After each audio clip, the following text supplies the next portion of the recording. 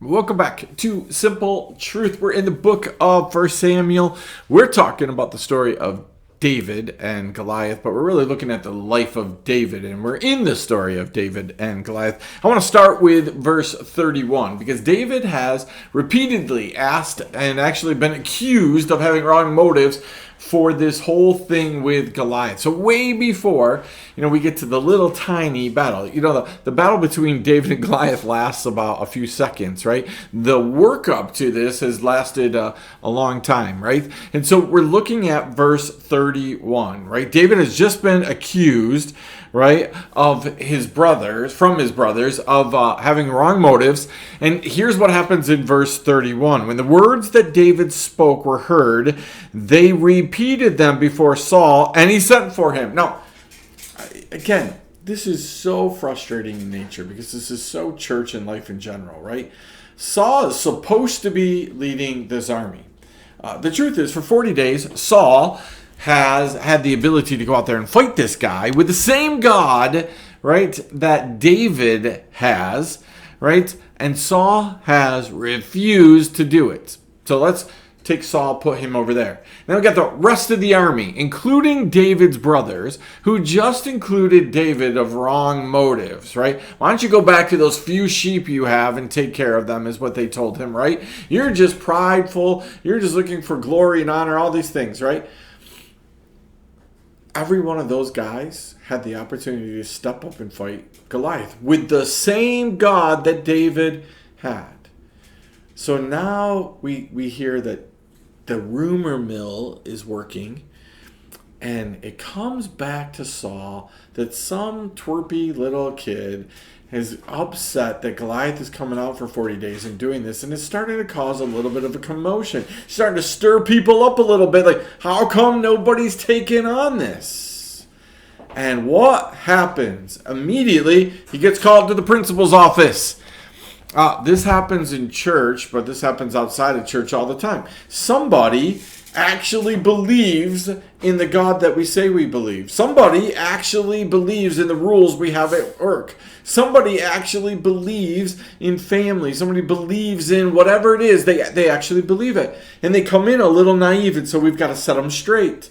Right? They come in and they start going like, wait a minute, why aren't we just praying for these people? Why don't we just say this? Why don't we just do this? Why don't we just do what we say we believe? And then somebody calls us in to set us straight. Like, that's not really how it works here. That's not what really goes on. We don't really believe that. We just say we believe that, but we've got a system for dealing with this. I see this in church all the time. People get saved, they get excited, and then they read their Bible, and they're like, how come we don't do what the Bible says?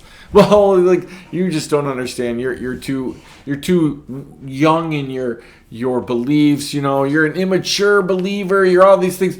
So when you get older, you'll understand, right? Yet Jesus says, hey, if you don't have faith like a little kid, you're going to be in trouble, right? You need to have that faith. Like, why don't we just simply do what the Bible says, right? So David gets dragged into the principal's office, and here's what happens in verse 32. It says, and David said to Saul, let no man's heart fail because of him. Your servant will go and fight this Philistine. Again, I wish that we could really get the picture of this. You got David coming up in front of the king of Israel and this vast Israel army. And he looks at the king and he says, hey, don't worry about it. Don't worry that you guys won't do what you're supposed to do. Don't worry about that your God isn't big enough. Don't worry about this. We got this. I'll go take care of it. It's equivalent to somebody walking into a hospital when the doctors have, declared a death sentence of cancer on people, and they've said, oh, there's nothing we can really do. We don't really want to do anything to help. We can't do anything to help. And some little twerpy person who has no doctorate, degree and no ability in medicine comes in and says, yeah, well, don't worry that the doctors told you that. We got this. Well, we're just going to lay our hands on him, and we're going to take care of this problem, right? David just simply believes in his God, right? So I want you to understand, Saul's facing a kid who's saying, how come you don't have the real beliefs? That should be convictional in nature. That right there should have stopped Saul, and it should have got Saul going like, I'm not going to send this little kid out to battle. I'm going to go do this. Right? It should have gotten him motivated. It should motivate us in churches to do the right things, but it doesn't, because here's Saul's response. But David said to Saul, the verse 33 would be helpful. And Saul said to David, you're not able to go against this Philistine to fight with him, for you are but a youth, and he has been a man of war from his youth. Notice what Saul immediately says to him. You don't understand, David. You can't do this. Right? Now, again, David could look at this whole thing and go, yeah, no, duh, stupid. I can't do this on my own. I'm not planning on doing this on my own, right? Saul couldn't do this on his own. The problem was Saul and an entire Israel army only saw reality. They needed a little trip to What-Ifsville. If you haven't been to What-Ifsville, I invite you to pay attention to Mel in the Middle, because What-Ifsville is a really crazy place, right? It's where all of a sudden, what if God shows up? What if God really does this? What if we actually did what God said? What if comes into play? Now, if you're not careful, you can live in What-Ifsville forever, be totally complacent, and never get to Realityville, right? But What-Ifsville is an important place to go and visit. It's an important place to come. We just don't want to get caught up in living there nonstop, because if we do, then we never get to a reality, right? The reality is what David is about ready to tell Saul. David's reality is so different than Saul's. Saul's reality is, God's left me. God's not going to do this.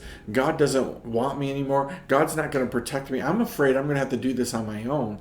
And when he looks at it and he sees he's going to have to do it on his own, he thinks he's going to have to do it on his own, he sees the giant for who the giant is. Big, huge, scary warrior from youth. He says it to David. This guy's been trained to be a warrior since his youth. Not an army man, not a farmer who's in the army, but a warrior. Although, good 9-foot warrior. He sees reality. So my simple truth challenge to you today is, what are you looking at? Are you looking at the realities around you and seeing the reality according to you? You're afraid God's not going to fight for you. God's not going to help you. God's not going to do it. So you're it. And you look at the reality and go, I can't do this on my own. I can't fix this. I can't mend this. I can't raise up and do this better. I can't do any of these things. You're just looking at it from your reality. See, David was looking at it from his reality. Saul was looking at it from his reality, and they were two totally different places. One was with God, one was without God. Where's your reality today?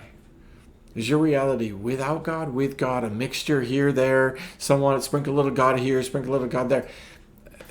The giants that God is going to allow you to face in life, they're only defeated if God is with you. If God is part of the equation. If God is the equation. If you're going to let God fight for you. Don't be like Saul. Don't look at the big battles that you have or that are coming your way and assume that you just got to fight them on your own. Because you'll run most of the time, just like this Israelite army. Hey, join me next week. We'll see David's response to this as we move forward in the life of David and get some practical, simple life lessons from that. We'll see you next time. Simple Truth.